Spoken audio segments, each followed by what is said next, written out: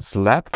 We have all heard about that technique many times. It attracts attention, it's catchy and flashy, and it impresses. Why? Let's figure it out. It has a bright timer full of high frequencies. Human ear is very receptive to the top end, and it's mainly a solo technique. And more importantly, it allows to play really fast with a minimum of effort, so it's about the physical capabilities of person. That's what impresses the people. What is this technique? When you slap, you force the string to hit against the fret, which creates a bright high frequency sound. There are two ways to do that. Hit the string with your thumb, or pluck it with your index or middle finger, so that the string hits against the frets. A little later I will show you how exactly it is done, so watch the video to the end. Where did this technique came from? It was invented by a very specific person in a very specific circumstances. He was a Larry Graham, bass player who got famous in the band Sly and Family Stone, and after that launched solo career. This is a very interesting story. He played with his mom, she played the organ, and he obviously played the bass guitar. And they didn't have a drummer, they didn't have money to hire a professional, so mom said to Larry, please do something so we have a more rhythm. And then Larry started to hit the strings with his thumb, imitating the sound of bass drum and plucking the string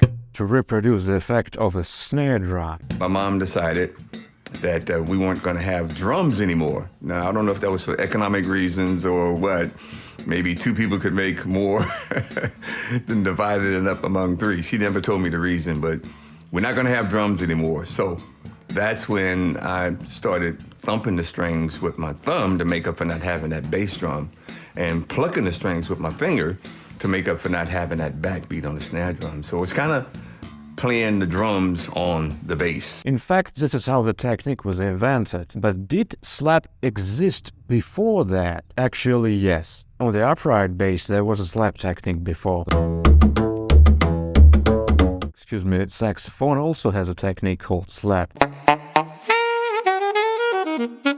But one shouldn't think that people took the slap from double bass and then applied it to electric bass. It's not like that. That was a completely different principle of sound production. Interestingly, Larry didn't come up with his name. He didn't call it slap. He called it thumping and plucking. Let me tell you how it's done. The first thing to understand is that the thumb is like a whip. You have to hit the string with a very quick movement. You shouldn't push the string, and you shouldn't pull it with your thumb. You must transfer the weight of your hand to the string with a very quick movement. But look, this is not the work of thumb. The thumb barely moves. This is the work of your wrist. Don't move your thumb. As for the pluck, it's the same principle. This is not the work of the finger. It's a work of the whole hand. Finger only actions like a hook. It doesn't bend or straighten.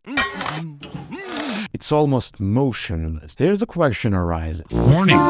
There will be a long and boring information only for bass nerds. How should the thumb stay related to the strings? There are three ways to do that. The thumb points down, parallel to the strings, and up. What does it depend on? In addition to personal comfort and preferences, this is the most directly dependent on the length of your belt. If the bass hangs low, thumb of the relaxed hand is pointing down, you will not bend your arm in this position. This is completely unnatural and uncomfortable. When the bass is very high, naturally the thumb of your right hand points up. Again, you will not bend your hand like this to make the thumb point down in this position. And in the middle version, when the bass is somewhere in the middle, thumb is parallel to the strings. But what does it affect other than convenience? Well, to the sound. When the thumb is pointing down, it gives the most attack and volume because you're transferring the weight of the entire relaxed hand to the string. That's why the bassists like Flea and feel it has such a strong and punchy and heavy attack. But here's a nuance. With this setting you can hit the string, but you will not be able to play through the string. By that I mean that you slap the string once and then immediately bring it back. But you can also play through the string from top to the bottom transferring the movement of your thumb partly. A little later I will show you how it's done. By the way, when playing low, Flea picks up the string with his middle finger, not the index finger. And I found that that's more comfortably to me as well, because with this setting, the axis around which your hand rotates passes through the middle finger. It has the most stability. Another advantage of this setting, it allows to slightly open your fingers like this. When the bass sets high, fingers are always bent like this. When the bass sets low, fingers are slightly open, so it creates counterbalance effect, amplifying the thumb. In general, when developing a thumb, I recommend thinking of the rest of the fingers as a counterweight, due to the rapid movement of which the palm rotates and transmits the hit through the thumb. As you strike with your thumb, imagine that you are moving your fingers, especially your ring and pinky fingers, away from you, making your hand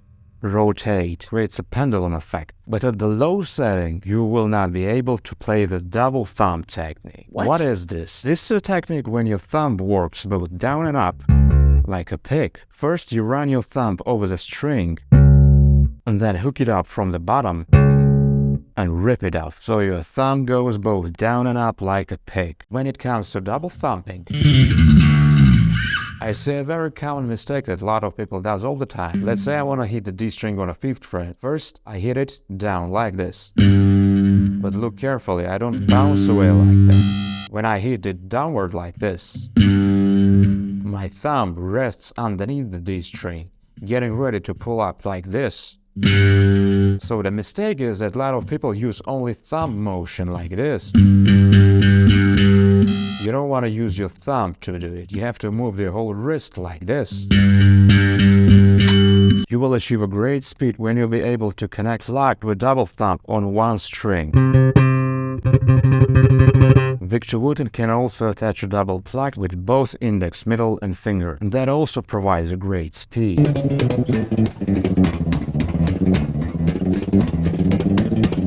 So that's pretty much it about the slap. Thanks for watching. Hit like and subscribe so you will be notified about new videos automatically. Have a nice day. Cheers.